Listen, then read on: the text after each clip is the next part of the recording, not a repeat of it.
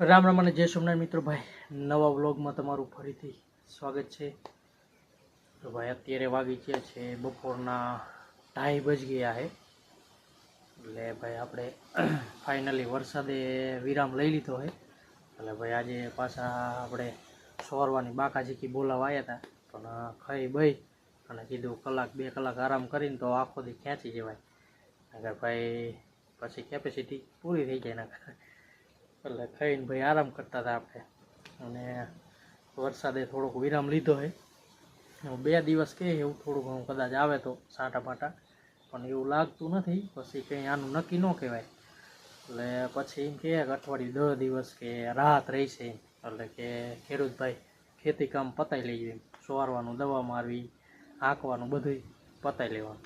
અને ભાઈ પવન સહેજ વધારે છે, પવન છે આમ વાદળાય છે, હાવ એવું ચોખ્ખું નથી થઈ ગયું, પણ સાંટા નથી આવ્યા। કાલે રેડા આવ્યા હતા 1-2 એવી રીતે, સાંજે રેડવું આવ્યું હતું, અને પવન તો છે જ, એટલે પવન હોય એટલે જમીન ભાઈ ઝડપી વારે। ચાલો ભાઈ 2:30 વાગી ગયા છે, અને હવે આપણે ભાઈ પવન ફૂલ બાકાજીકી બોલાવે છે, આપણે ભાઈ લઈને જઈ સોરીઓ લઈને હવે પાછા આપણા કામ ધંધે।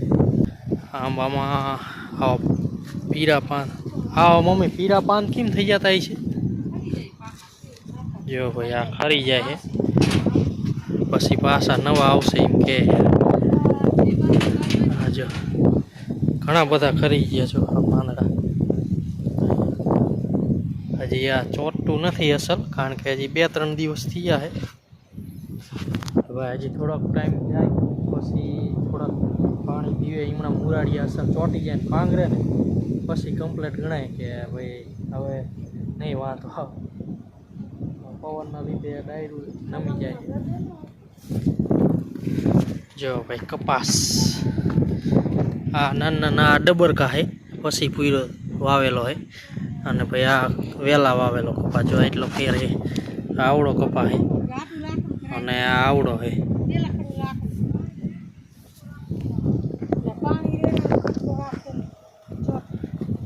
એ તો આ પીરા ઓલા એ પાણી રેડી એટલે થઈ જાય ને અસલ।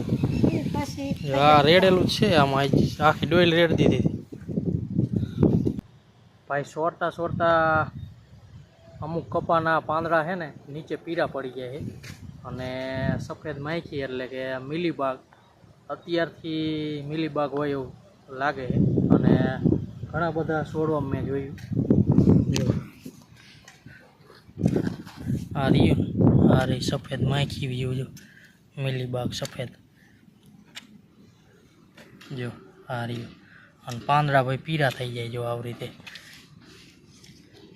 જો આ પીરું પાંદડું, હવે અમુક છોડવા છે એવા, અમુકમાં થઈ જાય એવા પીરા, અને આ લગભગ એરું જીવાયતું હોય ગમે હોય ભલે આવી રીતે કાપી નાખ્યા છે।